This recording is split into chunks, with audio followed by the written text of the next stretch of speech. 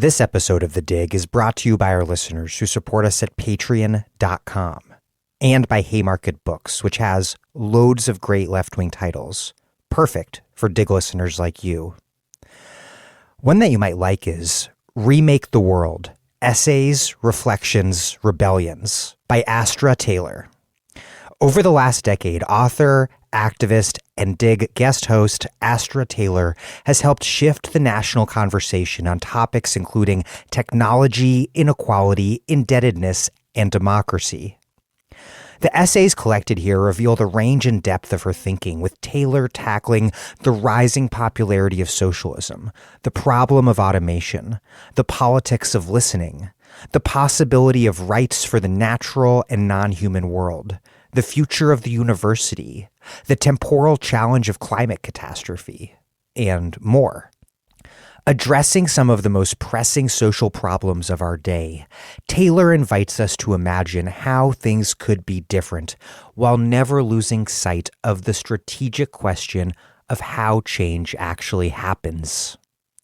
Remake the World, Essays, Reflections, Rebellions by Astra Taylor. Out now from Haymarket Books.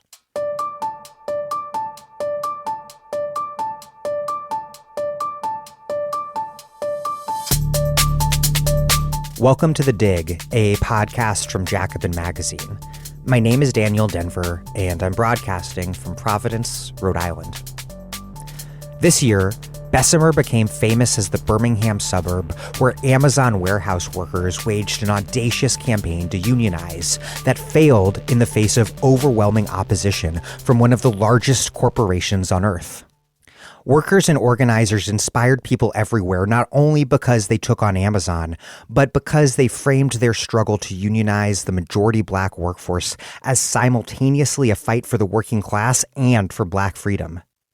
In doing so, they tapped into a long history of radical struggle in Alabama, including the Alabama Communist Party's fights throughout the 1930s to organize sharecroppers, mine and mill workers, and unemployed people, and to fight widespread and absolutely brutal racist, anti-worker, anti-communist repression at the hands of police and vigilantes alike.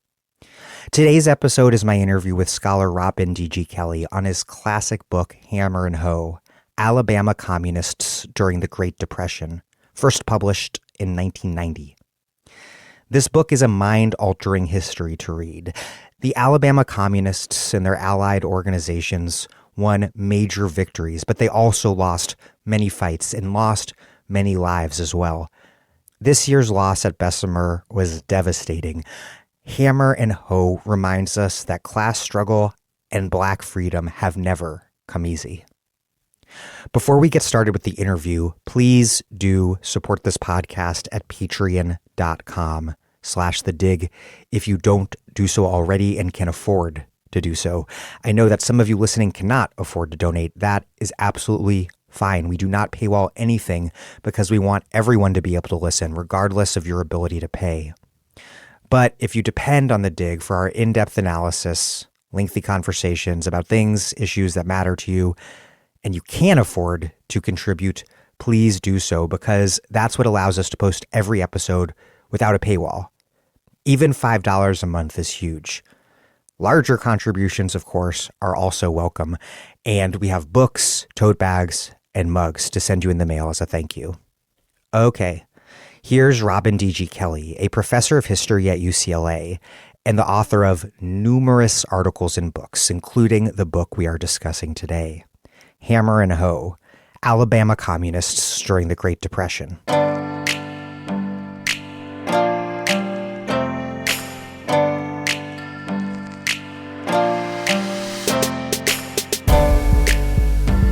Robin D.G. Kelley, welcome to The Dig.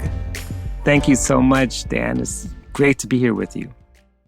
Let's start by setting the scene. What sort of place was Birmingham? An area where deposits of iron ore, coal, steel earned it the nickname the Pittsburgh of the South. How did these industries make the Birmingham area distinct from the rest of Alabama? And then how did these industries being located in Alabama, in the heart of the Deep South, how did that make Birmingham a very different sort of industrial metropolis than Pittsburgh. Well, first of all, Birmingham is a New South city, which means that there wasn't really any Birmingham to speak of as a major metropolis until after the Civil War. And it was precisely the discovery of deposits of iron ore and coal, everything you need to basically connect all the supply chains to make steel. And steel itself, through the Bessemer system, was kind of a new phenomenon, the production of steel, mass amounts of steel. And so you have that. You have the geography. You have the railroads that move the steel. Now that you have all your raw materials, what you need is labor. And in the post-Civil War period, there's a real struggle over labor. We think of the end of Reconstruction as 1877 and the Compromise of 1877 and the back dealings of the federal government. But in fact, after 1877, that struggle continues around labor, biracial, multiracial labor organizing, and Alabama is one of the centers of it. The Knights of Labor is there. The Greenback Labor Party is there. And they're fighting for mine workers as the mining industry is taking off, fighting farmers, the populist movement, and sharecroppers and tenant farmers. They're fighting for various industrial workers. Textile industry hasn't really taken off yet, but they're workers who are organizing and also fighting for political power.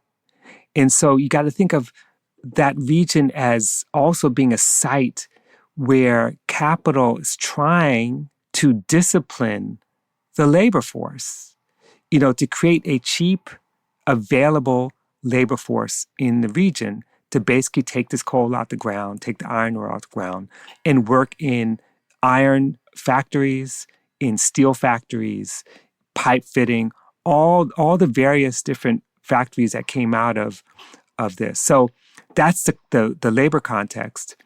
A huge conglomerate emerges, Tennessee Coal and Iron Company, which has its subsidiaries. There's other steel companies, Republic Steel, and others are there. But what they have to figure out is, how do we tamp down labor insurrection? How do we discipline this labor force? And how do we keep them in the same place? So that required several things. One, the use of convict labor, which in Alabama was a big thing in the coal industry at first, as transitional.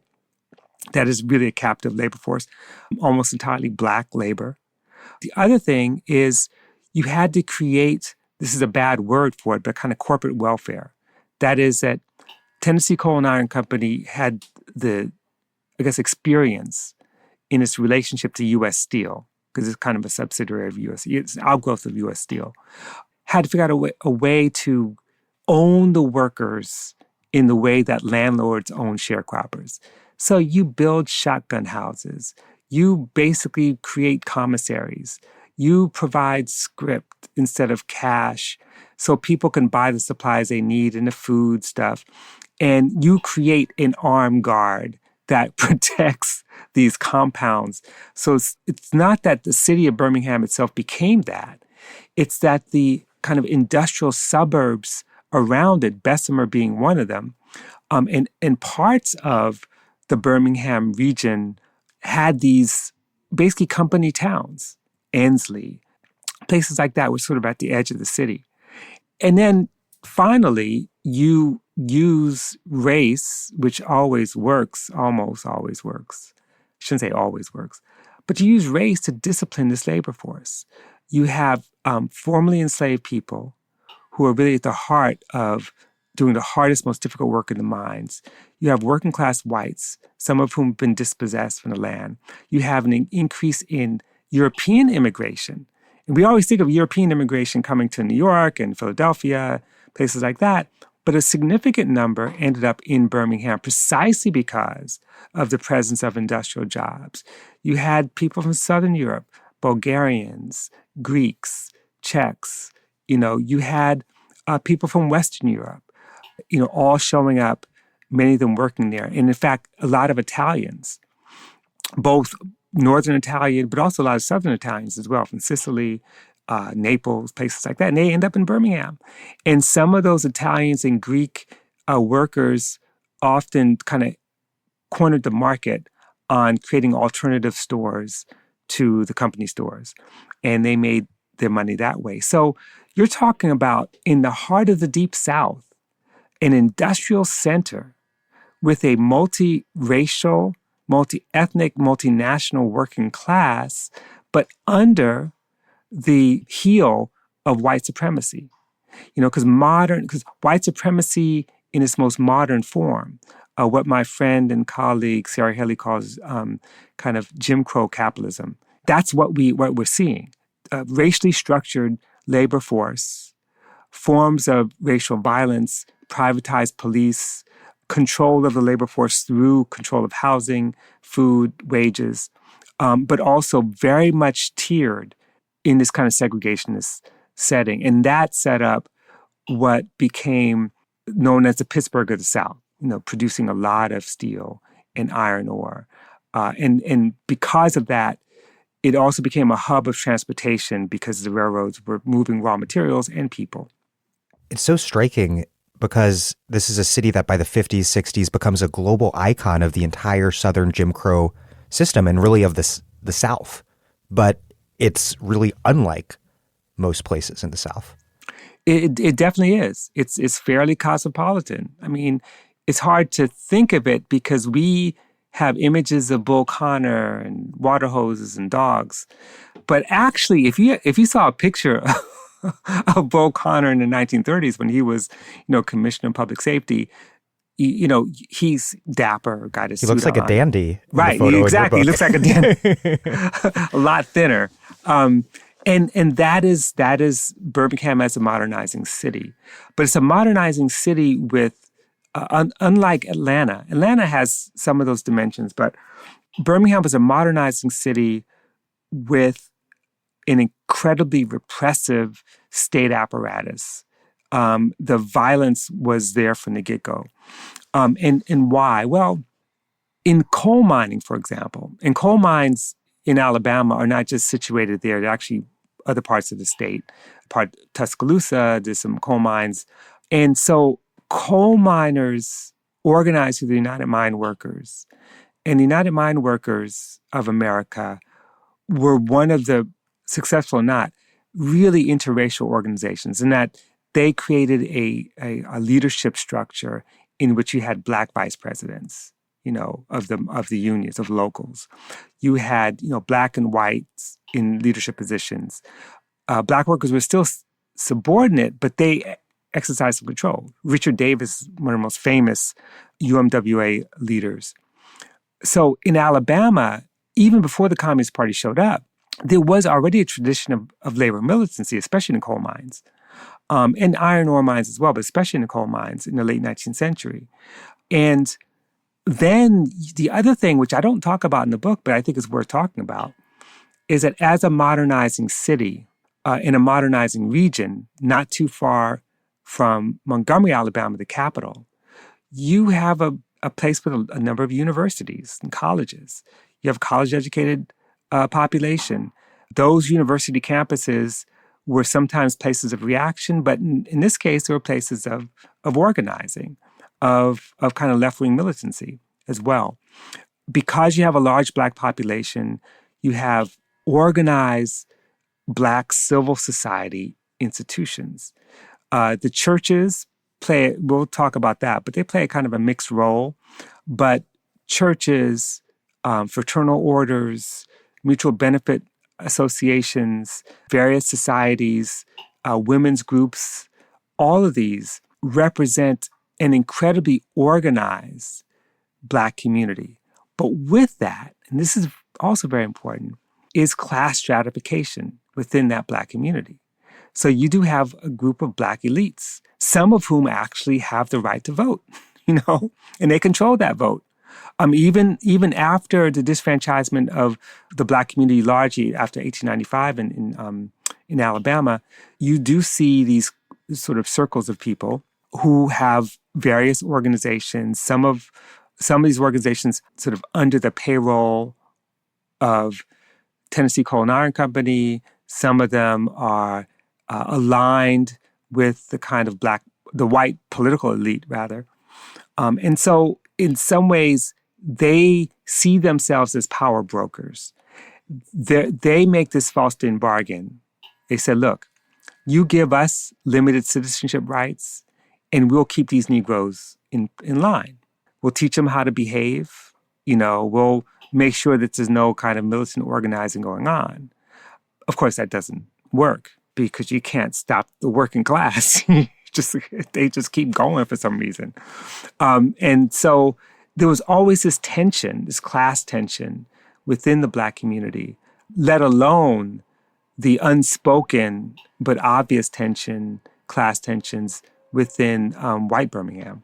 Then to finish setting the stage, how did Birmingham fit into Alabama's broader social, economic, and political geography at the time, from Mobile on the Gulf Coast to the Black Belt to the heavily white farmer upcountry?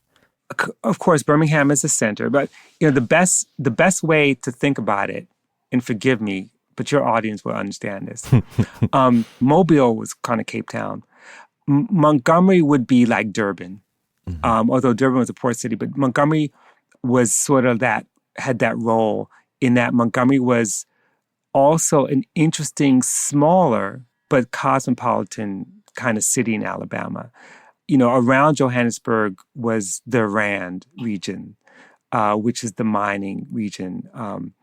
The farming belt, maybe Orange Free State might be the upcountry, although there's way more Africans there. But when you think about it in terms of economic geography, then political geography, there's some interesting discoveries. One, the Black Belt region, which had the counties that had like majority Black population, not always, but sometimes. And that's like just north of the coastal region, right? Right. Mm-hmm. It's north of the coastal region. It's sort of, Montgomery is situated in the Black Belt. And these were mainly cotton plantations and some, other commodities, but cotton was the main commodity. These plantations were not broken up after the Civil War. So you don't have much in the way of land reform. We do have a lot of sharecroppers, mostly Black sharecroppers and some white tenant farmers and sharecroppers as well. But they're not backwaters.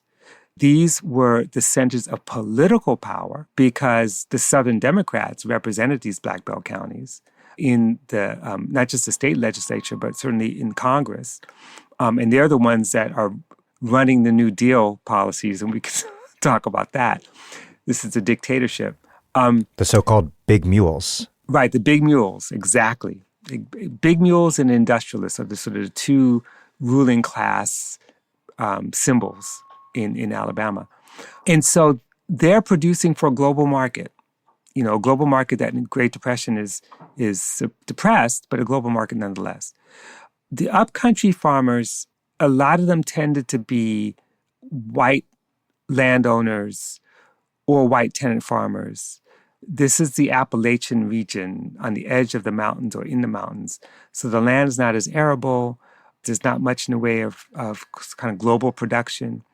And because some of those white farmers and workers, and there are mines there too. There are mines everywhere. You could find a mine almost everywhere in Alabama, basically. But there's some mining industry there. There's also in the upcountry area, some of the textile factories are situated there. Huntsville becomes a center for the Alabama textile industry. So you have poor whites working as wage laborers in that industry, many women in particular. But the upcountry is interesting because of the level of poverty, the relative poverty, not everyone's poor, and because of the resentment of the big mules. Some of those same farmers felt like the big mules and Black people, those who, sharecrop and produce cotton, are to blame for their poor access to land, for their poverty. And this is a sentiment that has lasted for a long time because those counties happen to be the ones that had the largest socialist vote. They're the counties that and prior to that, unionist. Yes, Yes, you read the book carefully. My mom's from Alabama. My mom's from Birmingham. Oh, so she knows, right? I grew up learning a little about it, and family from Coleman as well. Oh, really? Yeah. Coleman was the first place where the Communist Party tried to organize farmers before the Black Belt. Coleman was the first place they went. And it's interesting because you had a lot of deserters who said, we're not going to fight for the Confederacy. And you're right, they supported, there was significant support for the Union side of the Civil War. There was significant support for socialists and Republicans. And so we sometimes err in thinking, oh, poor white people, oh, they're backwards. We know how they're going to vote. There was a reason why they didn't like the Democrats, because Democrats didn't do anything for them. The Democrats represented, despite efforts to prove otherwise during the era of populism, when they had this kind of attempt at fusion, the Democrats still represented in the state of Alabama, throughout the South, big capital, rural capital, urban capital. But in a dynamic that's familiar today, they, like you said, they simultaneously saw the white business economic elite as a threat alongside the poor Black people. Absolutely. Absolutely. And it's amazing how, we could think of it rationally as countervailing tendencies, but they see them hand in hand. And part of what any left movement had to do in those days was to destroy the myth of this alliance between capital and Black labor. And that goes the same thing with the way in which Black workers were perceived to be strikebreakers, and therefore allied with capital, or Booker T. Washington's position that, Black laborer's best friend is the capitalist, because he's the one who's going to hire you. He takes care of you. White workers are the ones that you need to distrust, right? But of course, we know that the facts don't fill that out. So this is sort of the racial dynamic of what it meant to begin to organize a left movement in a state like this. Mobile is a little different. Mobile is like the, eastern version of New Orleans. It had a large Catholic population. It was a port city. It has a Mardi Gras. It has a Mardi Gras, exactly. It was, Mobile, the name is because it was under French occupation, French colonial rule at one point. And it has that history. And interestingly enough, the party didn't make as much headway there, I think, not because there wasn't interest. I think they just didn't have the capacity to really build a strong following there. But they did have some support. And the dock workers, the waterfront workers, were kind of ripe for kind of left politics at the time. But, like any waterfront, race became the kind of Achilles heel in trying to organize, because the jobs are highly segregated, tiered.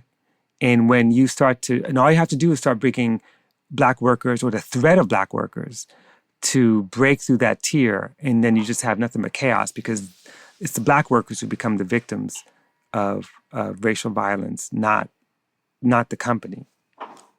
The Communist Party's commitment to Black freedom won them a just remarkably enthusiastic response from Black Alabamans. But you write that initially communism was a rather foreign and abstract concept in Alabama, and a very heavily demonized one as well. What did those early moments look like with white radicals from the North preaching anti-racist revolution to Black crowds in Alabama? It's a great, I'm still surprised no one has bought the movie rights yet, because it's a great image. Well, it took a while. So reconstructing the very, very, very early history of the party begins in 1929, and it was a steel worker, I believe Sicilian, named James Giglio. And he basically, like a lot of Italian immigrants, knew the history of left organizing from home. Italians were deported because the assumption is that they're all anarchists, and the thing is, a lot of them were. I mean, they weren't wrong about that. And so he brings this, and he's contacting, he writes the Communist Party, saying, we're ready to form, we're ready to organize. And then what the CP does is it sends people like Tom Johnson and these other white radicals south. Now, here's the thing. They actually didn't go down there to organize Black workers. They went there to organize workers with the presumption that Black workers are much harder because they're more ignorant, they're kind of backwards, they're easily influenced by employers. So they kept saying, it's the white working class that we need to focus on, and we're going to bring them into the fold. Once we get the white working class, then maybe you might be able to get some Black workers as well. Now, this is 1929-30. This is a time when the Communist International, with the help of some Black radicals like Harry Haywood and James Laguma from South Africa and others, are saying in the South is different. That the South, Black people represent the majority in the Black Belt counties. And therefore, they should be the focus of organizing, number one. And number two, they constitute a nation, in much like Georgia, not Georgia, but I'm talking about Georgia of the Soviet Union, constitute a nation, and therefore have a right to self-determination, which includes the right to succeed. Or the white communists who went down south, we don't believe that. That's not our politics. They just rejected it. And so if anyone says they were slaves to the Comintern, that's just not true. The Comintern is telling you what to do, and you're like, no, we don't believe it. They kept saying in the Daily Worker, in the press, that we're going to organize white workers. Black workers are backwards, but I think we might be able to get them too. But our focus is on the advanced section of the white working class, and especially the white industrial working class. They didn't think you could organize farmers. And, they kept saying over and over again, sharecroppers, farmers. Well, we know industrial workers are the vanguard. And why do we know this? Because we read our Marx. And these other people are feudal relics. Right, exactly. It's in the book. So they're going by the book. And they get down there, and then they hold a meeting, and who shows up? Basically nothing but Black workers. So and a few white workers, but Black workers show up. And they're like, okay, well, it's good that you're here. Let's try to organize some more white workers. And then have another meeting. It gets bigger and bigger. All these Black workers. Then they're like, okay, well, what do we do? Now, in fairness, these same radicals, both the supporters and those on the ground, were also deeply anti-racist. I mean, that's just a fact. There were some racist things that were said, and a lot of those folks ended up being expelled from the party. But for the most part, they were anti-racist, but they still believed that white workers were the vanguard. When they made an effort in 1931 to form some kind of farmers' union, thinking we could reach out to the rural areas, they went to Coleman County first. They went to try to organize white workers, and it didn't work. And it didn't work because they had already been populated by Black working people. Even the most well-meaning working-class white people, farmers or industrial workers, said, I can't possibly join an organization that's mostly with Black people, for Black people, populated by Black people. Because if I do, even if I believe in this, I'm going to be ostracized, and that's how it was. So they end up having to turn to the people who came there first, who showed up and kept showing up over and over again. These are folks who come from gospel quartet circuits, from churches, from the steel plants, the iron ore mines. They're the people who come from the lowest orders of the working class, but people also have aspirations to be like Negro leaders. People like Hosea Hudson and Al Murphy and Eb Cox and Matt Coate. They're people who they were more than just workers. They were people who cared about the plight of their people. And they felt like the Communist Party was the answer. So they show up, and then the party has to regroup. Now, here's the big irony, is that spatial segregation meant that the white leadership, the initial white leadership of the party could easily meet with white workers, but it was hard to meet with Black workers because they would be suspect. And that meant that they really couldn't control the party. So it meant homegrown Black leadership that made decisions. I mean, that's not to say that they didn't meet in interracial spaces. They did. And they did have debates, and it was very dangerous and all that.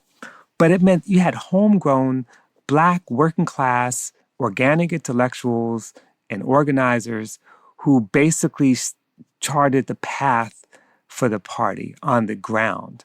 And only a handful of really courageous and incredible white radicals like Clyde Johnson and Mary Leonard and Alice Burke and Donald Burke. I mean, these are the people who basically risked their lives to organize with Black workers or try to bring in white workers.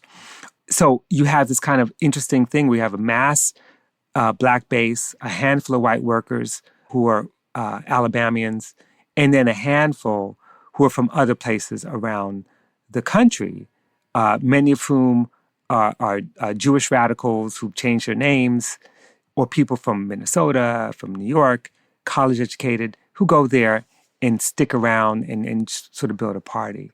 And because of that, the party took on the characteristics of a kind of Black liberation movement with a class analysis. It's like, I'm sure your listeners are probably familiar with the African Blood Brotherhood, which is an organization formed in 1919 right after the Red Summer that was meant to be an underground, left-wing, Black nationalist organization, armed self-defense, the right to self-determination, anti-lynching, the right to vote. Imagine that organization in Alabama, but larger, and that's sort of what the early formation of the Communist Party looked like, except that they had white allies close by. These white communists from the North came there to fight the class struggle, but you write that it turned into a, quote, race organization. Right. And a working class alternative to the NAACP. Exactly. And definitely working class alternative both in composition, but also in outlook. Because, I do say it became a race organization, but it became a race organization committed to class struggle. This has been my mantra since I learned it from my teacher, Cedric Robinson, many, many years ago. But, the idea that somehow an organization fighting for, I don't want to say, it's not just rights, but fighting for power, fighting for justice, and focusing on the conditions of Black people doesn't mean that they're not also fighting for everyone else. I mean, Reconstruction was a fight for everybody. It was a fight for free universal public education, for decent wages, for protections from violence, all that stuff, for land. And the Communist Party did that too. So the African Americans who became the leaders of the party, Estelle Milner, Helen Longs, Eula Gray, Hosea Hudson, these folks, they saw themselves fighting for the race and for the class. And they would say, I mean, in interviews, not just with me, but in interviews or conversations or letters and things that they would write in those days, they said, we wish the white people will go with us. We wish the white working class would join us. They are begging the white working class to join. They're not trying to be exclusive because they know if they can get the white working class as a whole, they can win. And they can't win without them. I mean, that was just a basic common sense without having to read any Lenin or Marx. They already knew that. And so the party was the first organization that they confronted that said exactly what they thought, and gave them a plan. Compared with the NAACP, one of the shocking numbers I found was that, the party was way bigger than NAACP in Birmingham. There was a point where, I think in 1931, I could be wrong about this, but roughly 31, 32 around that time, the NAACP had like maybe 6 dues-paying members. And the party had at least 300 plus dues-paying members. But also in terms of the International Labor Defense, which is the equivalent of the NAACP, that is the Communist Party's auxiliary devoted to the criminal justice system and to fighting what they call class war prisoners, they had like 600, 700 members. I mean, they had a lot more. And they were a much more robust organization. And the leaders of the NAACP in Birmingham were so afraid about that they're writing back and forth to Walter White saying, look, we're being overshadowed. We need to do something. And that's when the Scottsboro case comes up as a source of a fight, right, between the organizations. Yeah, I want to get into Scottsboro in a minute, but first, just pausing on the Black elite. It's a big part of your book, but from Birmingham businessmen and ministers to the NAACP and the Tuskegee Institute, they weren't only like uninterested in the struggles of poor and working class Black people, but really kind of shockingly actively opposed them. You write, quote, "The party's ideological assault on Southern society affected the Black elite. Because Black professionals and businessmen depended on friendly relations with white elites, maintaining the color line was as much a concern for the Black petite bourgeoisie as it was for the entire white community. Indeed, Black middle-class anti-communist rhetoric was sometimes indistinguishable from the utterances of white Southern liberals and mild racists. The Birmingham branch of the NAACP assailed the communists for their refusal to recognize the color line." Why was Alabama's Black elite so reactionary? I think that could be replicated in every state of the United States. And I know I got in so much trouble for that line, I have to say, because it basically challenges this idea that what Jim Crow did was create a deep racial solidarity, and therefore the recognition that we are an oppressed race, without acknowledging that what Jim Crow also did was build up and make dependent the power of a Black elite. So it's not to say that there were not Black elites, Black landowners, Black entrepreneurs, Black doctors and professionals before that moment, but there was a kind of dependency. Because their elite status sort of depended on this brokerage role. Yes. That they were playing through Jim Crow. Exactly. I mean, just being able to get the right to vote in the Jim Crow South period, not just Alabama, usually required a sponsor if you were Black. So you had to have a sponsor, a white sponsor, who would vouch for you, and then they'll let you register. That meant that you owed them, so it wasn't like a free vote. But more importantly, they depended on a captured working class, both as consumer base, as community to be controlled in some respects. But to be fair, they also were afraid of losing the little status that they had. So when Tennessee Coal and Iron Company, the way they controlled ministers was a lot of times they owned the land the churches were on, or they would give donations to the church, or they would be on the literally on the payroll of Tennessee Coal and Iron Company, which is just replicates the system of slavery, where you have African-American ministers, not ordained, but who were given special treats or payments from slave masters to preach obedience and to preach that the slave master is the father and this is the law of the land, and that to resist is to sin. So in many ways, to be fair, some of the Black elite were caught up in this situation, and eventually, as we'll see, in the post-war period, would try to liberate themselves, from that. But, you have the early examples of the anti-communism of the NAACP and the various businessmen's leagues and that sort of thing. You also see later with the Right to Vote Club, when the Right to Vote Club was formed in Birmingham, and Black and white workers were pushing through the CIO voter registration, there was a Black organization that emerged of elites that said, this is not acceptable. We need to actually push for property requirements. We need to push to disfranchise these Black people because it wasn't in their interest. So the complicity of the Black elite was always a problem. But more importantly, some of my favorite episodes in the book are those where Black elites are challenged directly. This really almost like circus-like story that Hosea Hudson tells in his memoir about confronting Black minister who's sort of like a stool pigeon, right? And Hudson was a pretty religious guy and one of many Black cadre who were in on the gospel. Yes, quartets, right? Quartet circuit. Exactly. And he was devout, but they knew a traitor when they saw it. So members of the church confronted this preacher because it's worse than just, like you said, it's worse than being indifferent. They play a kind of notorious role handing over people to the police, informing on welfare recipients who are, who may have too much flour or too much oil or getting aid from someplace else.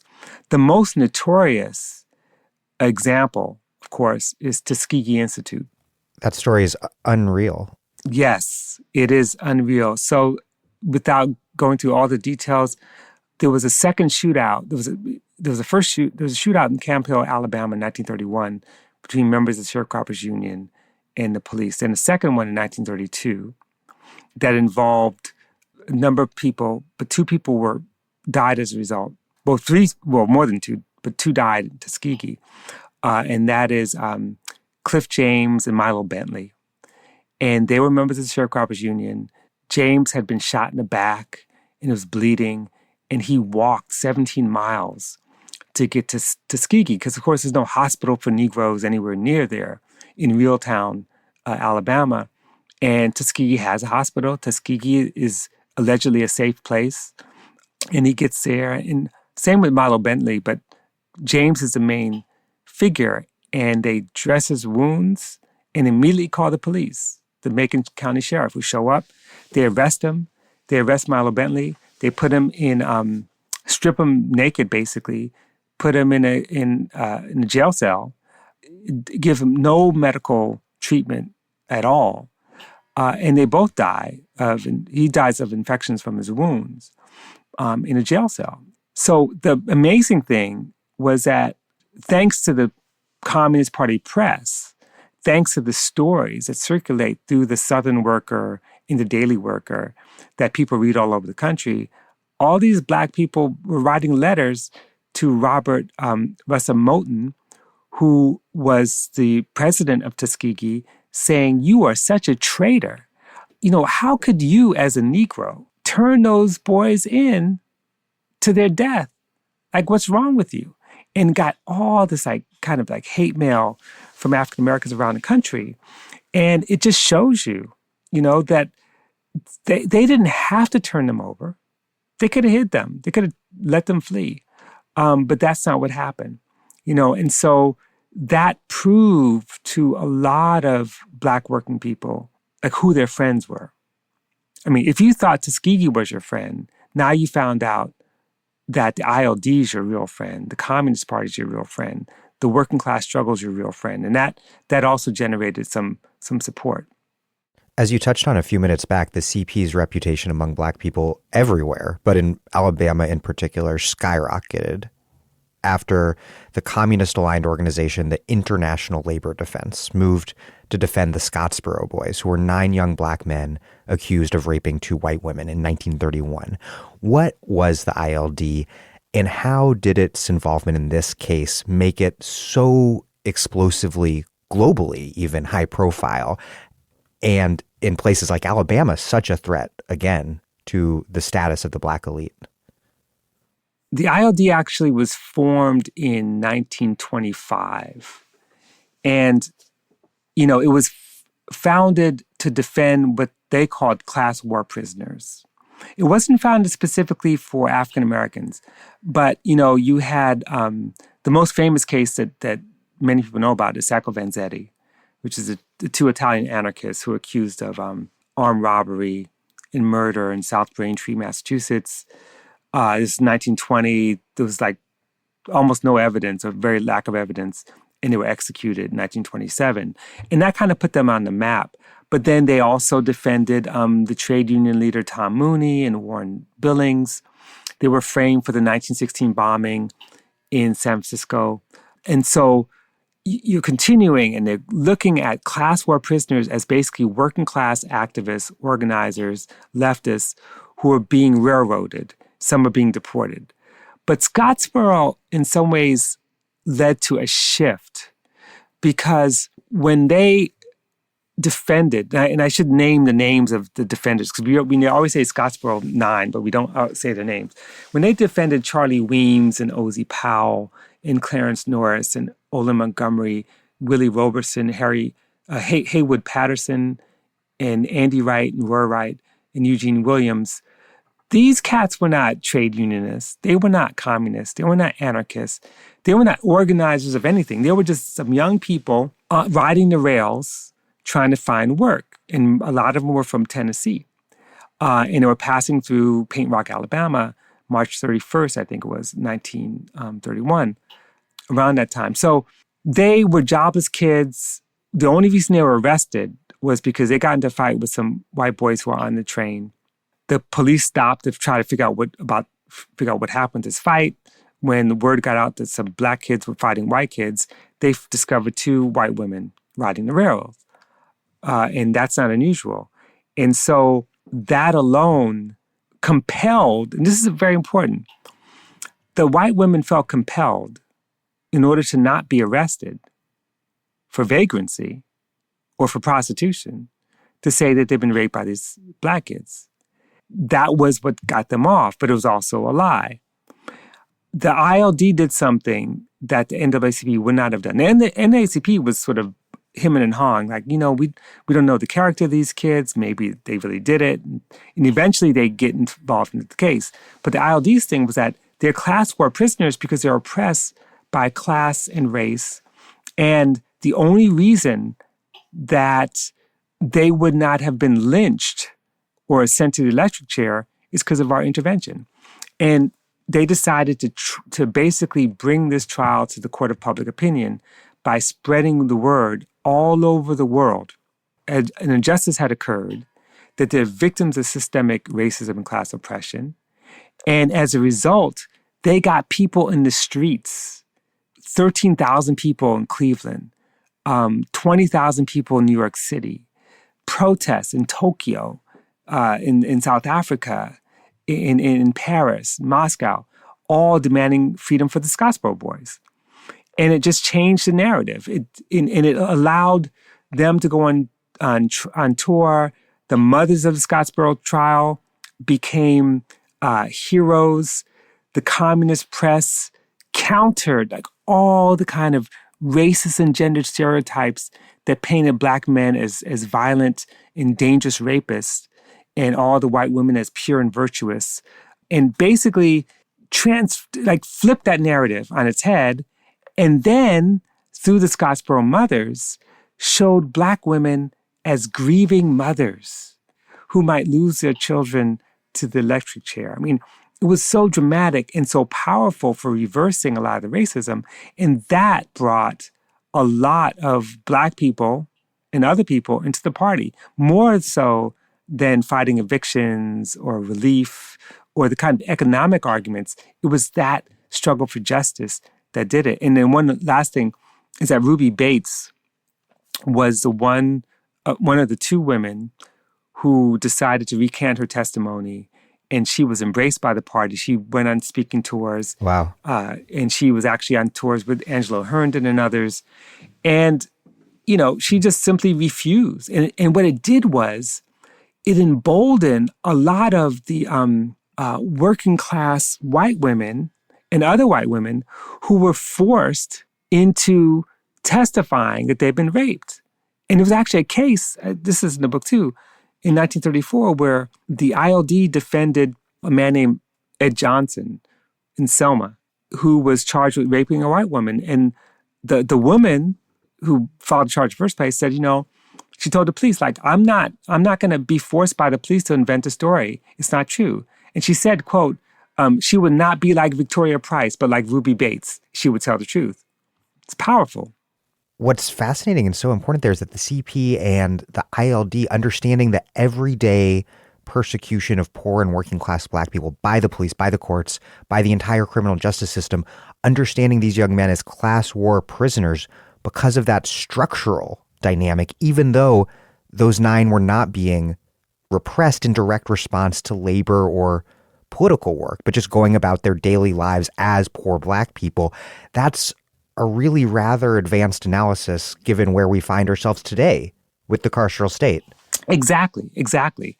And I just want to give credit also to the communists on the ground who helped develop the analysis, because one of the things I talk about is I think it's chapter 4 of my book about the ILD. is that before Scottsboro, local communists were actually doing this work on the ground. So there's a case of Tom Robertson in 1930, who was, Tom Robertson was lynched. And it was over like a dispute with a employer or a farmer. I can't remember the details, but Tom Robertson was lynched, and they began to frame this as a class oppression, kind of race and class oppression, and they saw the ILD's role as to take up all these local cases of criminal injustice, of people being arrested or prosecuted or lynched.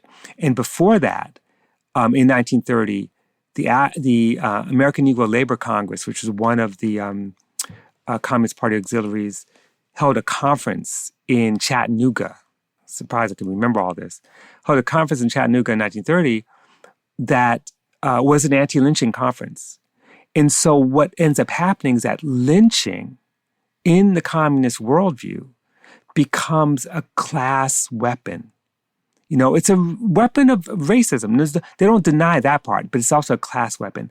And once you see lynching as a class weapon, then you can see poor Black people being corralled by the police for crimes they didn't commit as class war prisoners. So you could see the steps getting to that point, that it was already laid out. One of the tragedies, and I'm critical of the party for this, is that you have another case that no one ever talks about, where a 12-year-old girl, Black girl named Murdis Dixon, was raped by a white man. And ILD, the local ILD, took up that case. Hosea Hudson himself. They're like, we need this guy to go to jail, we need to defend her. But for some reason, the Communist Party press at the national scale did not cover it. They didn't get resources and support for it because they didn't see it as, they didn't see 12-year-old Murdis Dixon as a class war prisoner. The only publication to carry an article about it was the Garveyite Negro World. Important piece of context here is that as soon as communists started doing their early organizing, just even among unemployed people in Birmingham, they were targeted immediately for advocating social equality. You write, quote, "Social equality was such a potent, all-encompassing anti-communist slogan that the party's demand for Black self-determination, with its separatist implication, was surprisingly ignored in the Southern press or in the various forms of Southern anti-communist propaganda. The cry of social equality, with all its multiple, specifically sexual meanings and apparent ambiguities, was particularly effective because it symbolized the ultimate threat to white supremacy, class power, civilization, and Southern rulers' most precious property, white women." Right. This concept might be unfamiliar to some listeners today. It's not a term in general circulation anymore. What did social equality mean in Jim Crow Alabama and the Jim Crow South? And why did reactionaries emphasize that above all else in their anti-communism? No, that's an excellent question. And the concept of social equality as a race leveler, it goes back to the antebellum period. In fact, we can see it not just in the South, but across the country, where during Reconstruction, the biggest slogan against the Republican Party, against Lincoln for that matter, was that abolitionists want social equality. Republicans want social equality. Social equality equals miscegenation. So if you say you want equal wages, that's one thing. If you say you want equal access to land, it's another thing. But social equality means that the domain of the social is the intimate domain. It means it's definitely this domain of sex, So social equality is kind of a euphemism for you're going to marry a white woman, for example. It also meant the domain of housing. One of the things that's important to realize is that the violence against school integration and home integration as neighborhood integration was much more intense because it was considered social equality as opposed to, like I said, economic equality or equality of wages. You can be a kind of left-leaning person on economic matters, but not social matters. And that's where social equality became the wedge to try to drive white workers out of even being interested in the Communist Party. And it works. And it was the weakness in prior forms of organizing in the South around the populist movement where there was, shockingly in retrospect, given how the time period, interracial organizing for economic and political equality, but social equality was not exactly on the table. Right. In fact, social equality was a way to undermine all the political and economic struggles. And though this is not about Alabama, but one of the great stories where this becomes clear is Danville, Virginia in 1886, when you had a state, the Readjusters, which was kind of a biracial party that was really influenced by Republicans. You had Republicans and Readjusters in the state. You had Black people elected to local office. You had a kind of biracial coalition happening. And all they had to do was elect a Black man to the school board in Danville. And all the people who are like, oh, well, this society is pretty good. Wages are not bad. We got political participation. All they had to do was say, you know what? This Black man being elected to school board is an example of social equality. Why? Because he's going to have access to all the white teachers. Because, of course, as a member of the school board or superintendent of schools, whatever, he's going to basically rape all the white women. And that's where the white people go crazy. Claude McKay gave a presentation at the Fourth Congress of Communist International, where he talks about like the Negro question. And in his speech, he said the biggest Achilles heel for white working people is sex, the fascination with Black sexuality. And that this is the thing that always drives them. And so even the way that the word communism, was pronounced as a way to emphasize that what they want to do, and this is a quote, is nationalize your daughters. They want to nationalize white women. And so part of the story of chivalry is, and Jacqueline Dowd Hall writes beautifully about this, chivalry was a kind of bludgeon in the name of protecting white women to basically keep white women in their place and to keep the Black people in their place as well. So chivalry was the Faustian bargain that white women had to make to basically protect their wombs and limit their own sexual freedom, be placed on a pedestal and protected from Black rapists. So there can never be any conception of consensual relationships between white women and Black men, unless you're dirt poor. That's different. Because poor white women didn't have chivalry. And we know this because there's a whole history of poor white women legally marrying Black men. Stories about this. So in some ways, that question of chivalry and the protection of white women become the foundation for some of the most important cases that the ILD gets involved in. Scottsboro's one. The other one was the Willie Peterson case, where Willie Peterson was an Alabama Black man, falsely accused of shooting two white people, white woman, actually shooting three white people, but killing two, and a white man, two white women, and accused of rape. He didn't fit the description at all, but it didn't matter. What mattered was that he fit the description of the Black brute, the Black rapist. And that was a case where when the ILD took it up, they had to proceed very cautiously and carefully because they couldn't give the impression of defending Black rapists, despite the fact there's no evidence of it. So they basically took a very bold position and kind of shot down the entire question of what chivalry and the defense of white women really means. And they didn't say anything that was new. They said what Ida B. Wells has been saying since the 19th century and what others have been saying. But this is one of the landmines that the party had to navigate, this question of race and sex. And did the NAACP ultimately fight the ILD for control of that legal defense team? They did. They fought them all the way.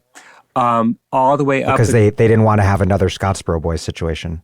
Yes, in the Willie Peterson case, well, there's a couple cases.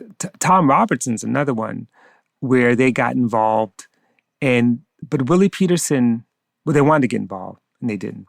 But Willie Peterson is a case where they also did not want another Scottsboro situation because for them, it was a publicity. It was publicity that they worried about. And they were also deeply anti-communist as well. And Walter White, sitting there in D.C. or wherever he was really actively worried about the Alabama Communist Party. Yes, very much. And by the way, those letters that he writes back and forth to the local NAACP, those letters could be replicated all across the country because he was worried about communists everywhere. And part of his deep hatred of Du Bois was Du Bois's left politics. Although Walter White himself is complicated. He's a complicated figure. But what I can say is that eventually the NAACP, I think it was 1936, decided they had no choice but to work with the ILD jointly to defend the remaining defendants and to try to win the case. So they eventually did. And the NAACP also took on a different form. By World War II, it became much more of a mass organization. Let's move on to the CP's organizing campaigns in Alabama, starting with their work among unemployed people. Why did the CP start with unemployed people? Who were they organizing? What were they organizing people to fight for? And how did they use those fights to begin to build out cadre and mass organization? Well, the party's unemployed campaign, which took the form of the formation of unemployed councils, was a national campaign. So they were organizing unemployed everywhere. And of course, this is deep into the first wave of the Great Depression. So you got the stock market crash of 29, 30, 31, 32 is just high unemployment. And if you can't get into a plant, then those are the folks who are most likely to be organized. They were demanding relief, immediate cash relief. They weren't necessarily pushing for a kind of labor regime. They wanted, if the federal government could not produce jobs, they wanted cash relief. And they organized a march on Washington. So they were mobilizing for a massive march to Washington, D.C. of unemployed people. And so in Alabama, it's no different from any other state. They were the first to be organized, the first available. And given the fact that in that period from 1930 to 32, relief, this is all before the New Deal, by the way. This is important because you don't have New Deal relief agencies there. You don't have work relief. What you do have is city relief, community chest, private relief, some state relief, but no real significant, robust federal. Red Cross is one of the big operations. Exactly. Red Cross is one of the big operations, and they're not unbiased because it depends on how you look, how much relief you're gonna get. And Red Cross also had its own kind of work relief. I mean, with the Red Cross, we think of them as just showing up and saving people. They made you work. You had Red Cross workers. It's like hard work. So in that sense, they were the first. And organizing unemployed wasn't easy because of the mobility. The Scottsboro 9 are examples of the kind of mobility where people go from state to state looking for work. If you want a cadre to stay in one place, then the unemployed are not always your best bet. But initially, they made a strong kind of foundation. And some of the early demonstrations led by people like Joe Burton, 19-year-old YCL leader, African-American. They were marching to City Hall in Birmingham, demanding relief and bringing with them white workers as well, white unemployed people, and men and women and children would show up. And at one point, I think it was 1932, Birmingham had the largest demonstration, communist-led demonstration in its history. Like 5,000 to 7,000 people showed up, interracial, demanding relief. It's a good model for organizers to not only identify what your ideal struggle is, but the struggle of that makes most intense sense to where people are at any given moment. That is so true. Especially even if you believe that industrial workers at a plant represent the greatest power. If you have jobless people in the streets, or if you have, and again, this is about like, what does it mean to not have a job or not have income? People have to fight the battles where they are. And for a lot of jobless people, it meant not being evicted from your house or your rental property. It meant, having your electricity cut off or your water cut off and trying to figure out how to get it back. So what the party basically did was not simply organize rallies of jobless people, but to attend to their needs. Not unlike the dramatic cases of people in Harlem and Chicago being evicted and their furniture is on the street and the cops are there overseeing the eviction and the communists show up and dramatically put the furniture back in and then they put the furniture back out. Those kind of dramatic scenes, that's what we see. But in Alabama, where being a communist was a dangerous thing, they would do these amazing, amazing actions. So if someone's electricity would be cut off, they'd show up with these kind of heavy gauge copper wires and as jumper cables, basically, and they would attach the public electricity through, a electricity line to the home and get their electricity working again. They would figure out how to turn on water mains that had been turned off.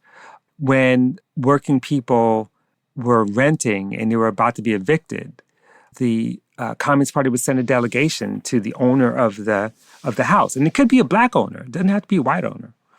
And say, look, you have a choice. You can evict this family, and I guarantee you by tomorrow you will not have a house because people do need firewood. And your house looks really good. It's a wooden house. It has a lot of really good burning materials. Or you could keep them there, pay them $1 a week or whatever to take care of your property, and you'll have a house, and the choice is yours. So you do what you want to do. And that kept people in. That's very different from the drama of fighting the police in the streets and getting recruits that way. They also made sorts of similar things clear to black people in the neighborhood who they thought were snitching to the relief administrators about people's hidden assets. Exactly. So in those days, they would always police people who received any kind of public welfare. If you had too much flour, too much whatever, or if you had extra cash, or if you had nice furniture, they would cut you off. And they would also pay what they call stool pigeons, them today as snitches, who would inform on their neighbors, and they would get a little bit of extra relief: cheese, flour, meat, oil, whatever. And that's how the system works. So what the party did was they would write out these kind of like penny postcards. And if they know someone's snitching, they would write like dozens of them, like, the workers are watching you. We know what you did at Miss Collins' house. The workers are watching you. You better watch out. You better be careful. Same thing with social workers. Some of the black social workers, their job was to basically deny people relief. And they would send, penny postcards, anonymous. The workers are watching you. And because you imagine like you go home and you got 25 or 30 postcards, the workers are watching you, you'd be kind of scared to death. I get the message. Exactly. And that's how they did it. And then other things, it's like, to me, all these are examples, and I didn't have the language at the time, of mutual aid. This is what mutual aid looks like. When firemen and I say firemen meaning the people who are stoking the fires of trains, which is a task, and they're like on trains passing through Birmingham, and these cats would like kick big chunks of coke, which is kind of like, hard coal off the train for people to pick it up to use for fuel. Like accidentally knock a whole bunch of coal off and people just pick it up. That's mutual aid. When, turning people's water mains on, that's mutual aid. It's like we're going to help each other out to make sure we survive. And for them, it wasn't just a tactic of gaining recruits. It was what communists are supposed to do, because these communists were driven by the Bible. They were driven by being, good neighbors, caring for other people in the midst of depression, and also crossing the color line if that was required to do so.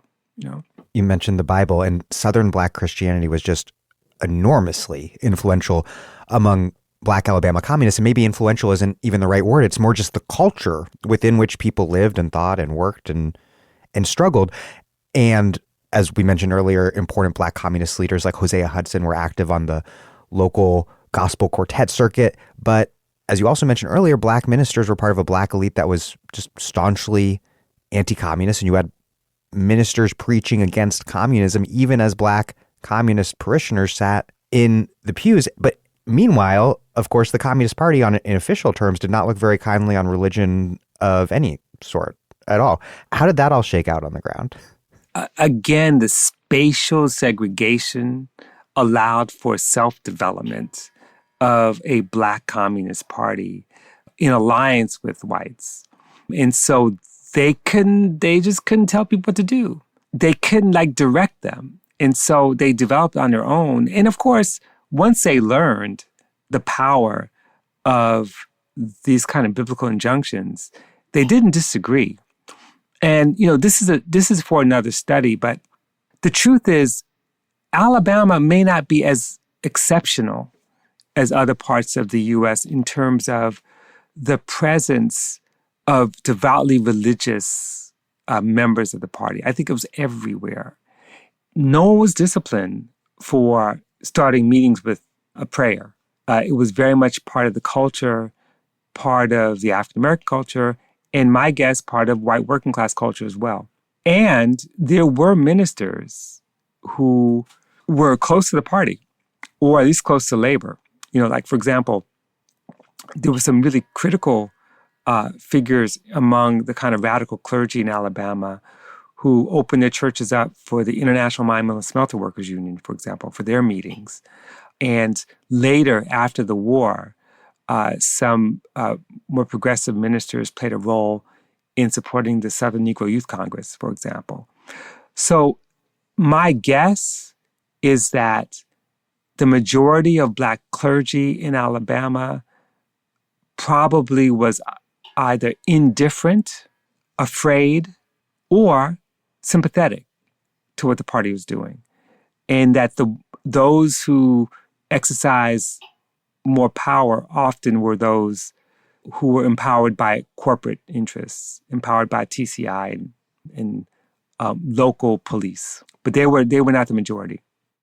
I'm Naomi Klein. You're listening to The Dig, as well you should be, and you can support them on patreon.com. This episode of The Dig is brought to you by our supporters at patreon.com and by N+1 Magazine, which features some of the most urgent and exciting political writing, essays, fiction, and cultural criticism on the left today. One new piece that might be of interest to Dig listeners is Toby Haslett's Magic Actions, which looks back at last summer's uprisings and makes a case for the urgency and efficacy of riots.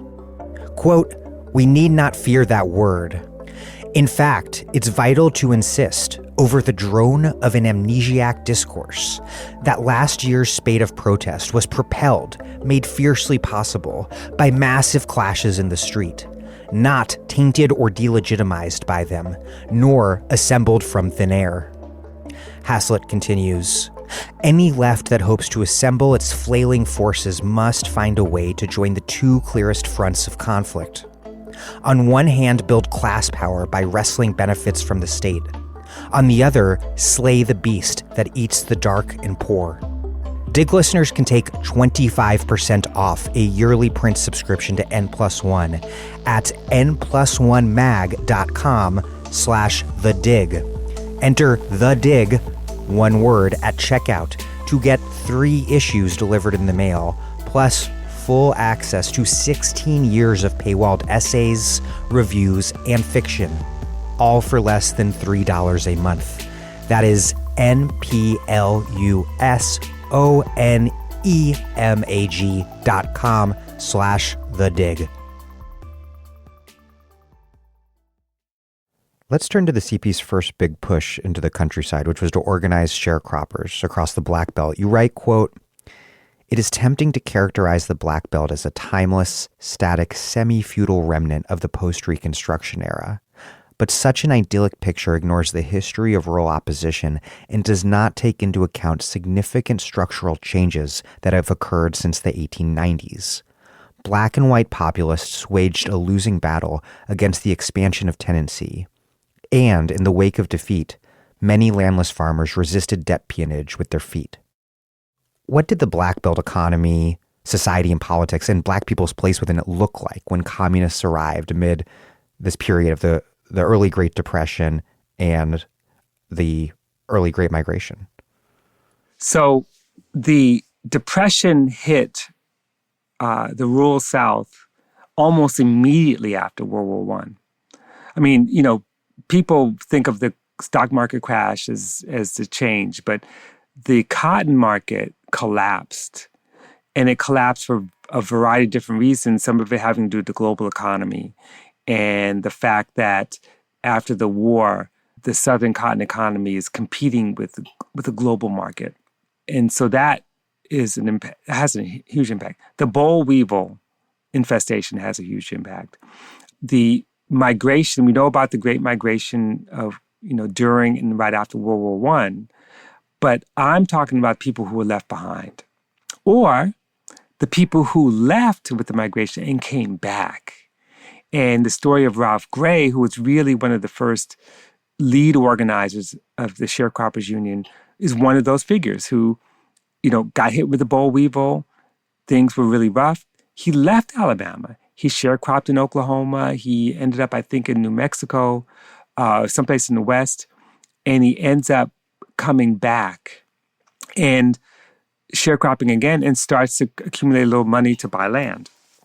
So mobility was sort of par for the course, this kind of constant movement.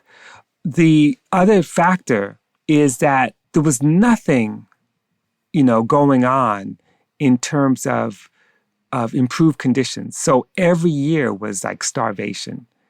The way sharecropping worked was that you're always in debt.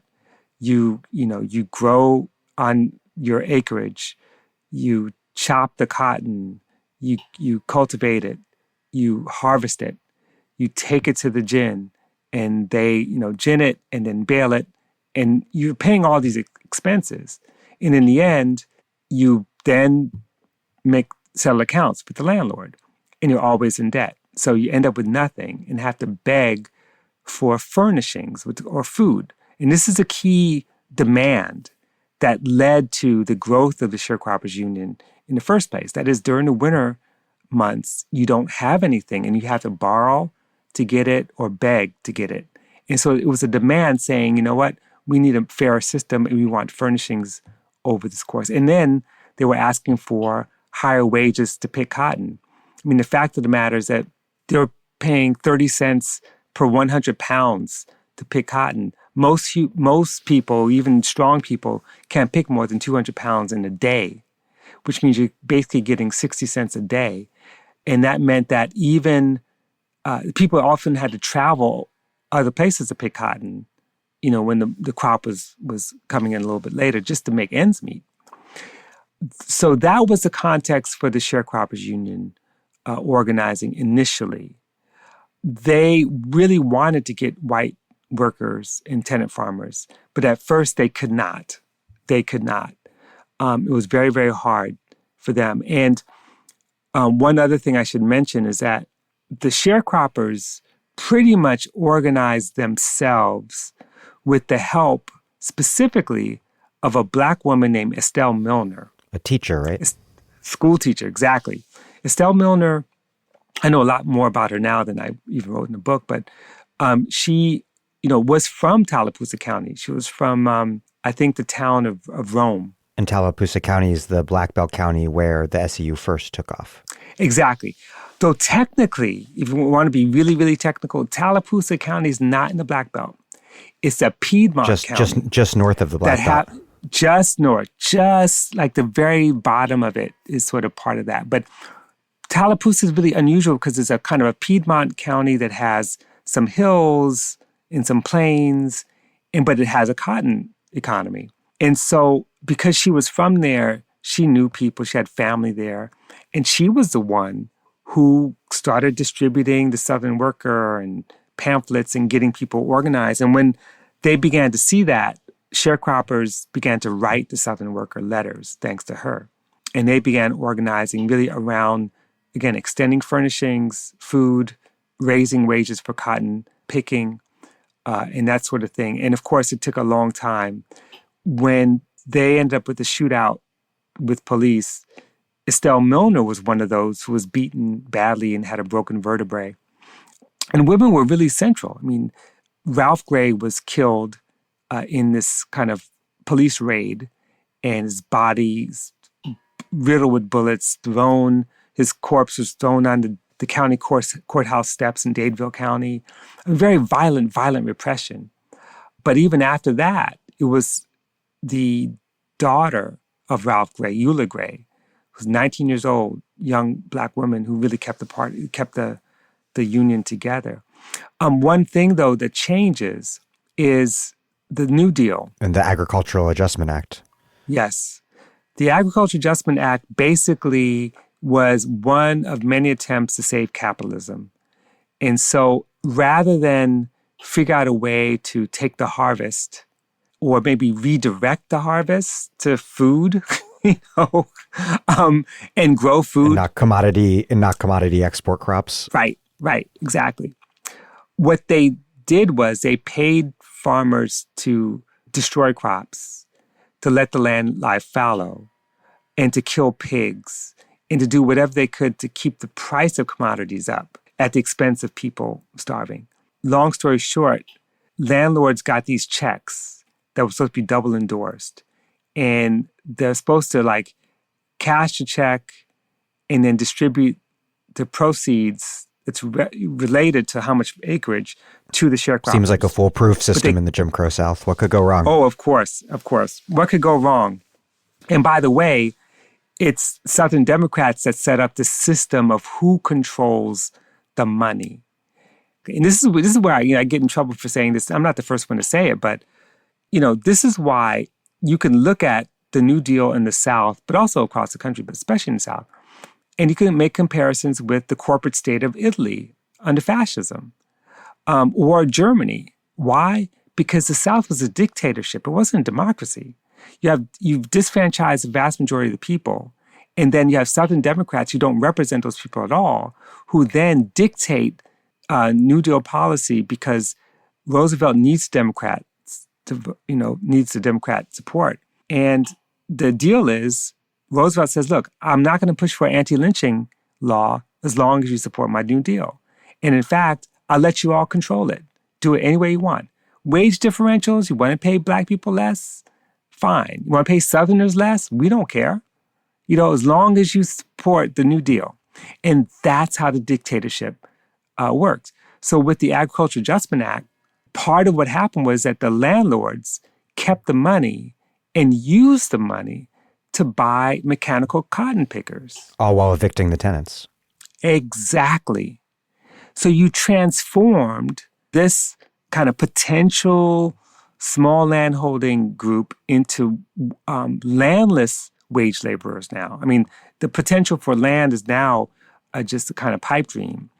And they end up being evicted, and this happens especially after 1935, because they wage a cotton pickers strike that is incredibly successful in terms of raising wages, but then it's followed by evictions.